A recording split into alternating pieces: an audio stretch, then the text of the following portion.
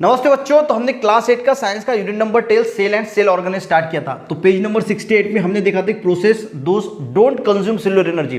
Previous इसमें हमने diffusion के बारे में पढ़ा था, वो वीडियो जरूर देख लेना क्योंकि डिफ्यूजन और ऑस्मोसिस रिलेटेड है।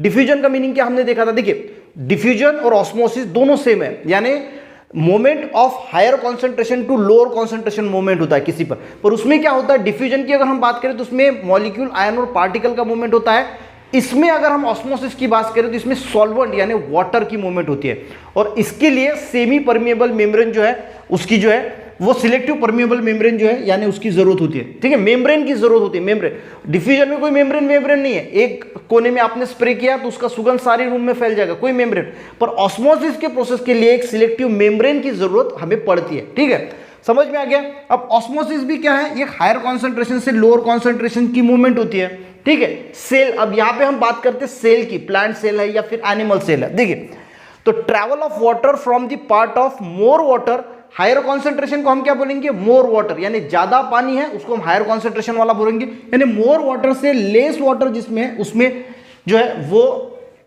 ट्रैवल करता है through selective permeable membrane is osmosis. Simple है ऑस्मोसिस। अब इसमें तीन कंडीशन हो सकती है, तीन प्रोसेस हो सकती है। देखिए, तीन पॉसिबिलिटीज हो सकती है, फिजिकल पॉसिबिलिटीज। कौन सी? पहली होती है आइसोटोनिक सॉल्यूशन, एक हो सकता है हाइपोटोनिक और एक हो सकता है हाइपरटोनिक। ये अच्छी तरीके से समझने की कोशिश करना। आइसो का मीनिंग क्या होता है, सेम। सेम यानी बाहर भी सेम अंदर भी सेम, यानी ये सेल है, ये क्या है, ये सेल है। जितना पानी अंदर है उतना ही पानी बाहर है। अब जितना पानी अंदर है उतना ही अगर बाहर रहेगा तो ना अंदर का पानी बाहर जाएगा ना बाहर का पानी अंदर जाएगा, उसको बोला जाता है आइसोटोनिक सॉल्यूशन। क्लियर हो गया। यानी यहां पे क्या हो रहा है, देखिए medium outside and inside cell has same proportion of water, यानी जो सेल का मीडियम है यानी सेल के अंदर और बाहर सेम ही वाटर है, इसीलिए वाटर डज नॉट गो और आउट, यानी बाहर भी नहीं जाएगा और अंदर भी नहीं जाएगा।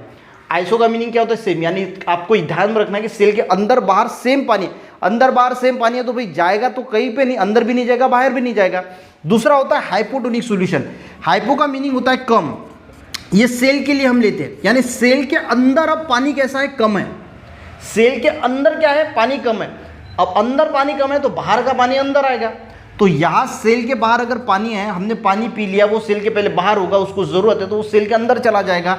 और वाटर क्या होता है, सेल के अंदर एंटर होता है, इसी को एंडोमोसिस बोला जाता है। तो ये भी आपको ध्यान रखना है कि एंडोमोसिस यानी क्या होता है, जब सेल के अंदर पानी कम होता है और बाहर का पानी जब अंदर आता है उसको हम क्या बोलते हैं, एंडोमोसिस। ये क्या है, हाइपोटोनिक सॉल्यूशन की कंडीशन।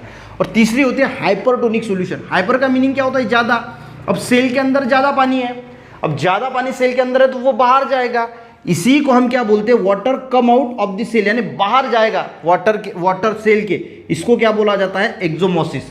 तो एक्सोमोसिस और एंडोमोसिस दोनों आपको अच्छी तरीके से याद रखना है। एंडो का मीनिंग अंदर आ रहा है, एक्सो का मीनिंग बाहर जाना है। क्लियर, पानी बाहर जा रहा है। और अब ये जो एक्सोमोसिस प्रोसेस हो रहा है, इसकी वजह से जो साइटोप्लाज्म है वो कॉन्ट्रैक्ट हो जाता है और इसी को प्लाज्मोसिस भी बोला जाता है। यानी एक डेफिनेशन, दो डेफिनेशन और तीन, यहाँ पे ये तीन चीजें आपको जो है वो अच्छी तरीके से याद रखना है कि एंडोमोसिस क्या होता है, एक्सोसोमोसिस क्या होता है और ये प्लाज्मोलिसिस क्या होता है। ये तीनों डेफिनेशन आपको अच्छी तरीके से समझना है और याद भी रखना है।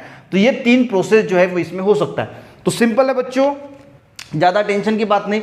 रेजिन्स होता है ना हमारा मुनक्का, वो अगर हम पानी में भिगो के रखते हैं तो उसमें क्या होता है, पानी जो अंदर जाता है, क्योंकि मुनक्के में पानी कम है, बाहर पानी ज्यादा है, तो मुनक्के का पानी अंदर जाएगा, उसको बोला जाता है, वो हो गया हाइपोटोनिक सॉल्यूशन।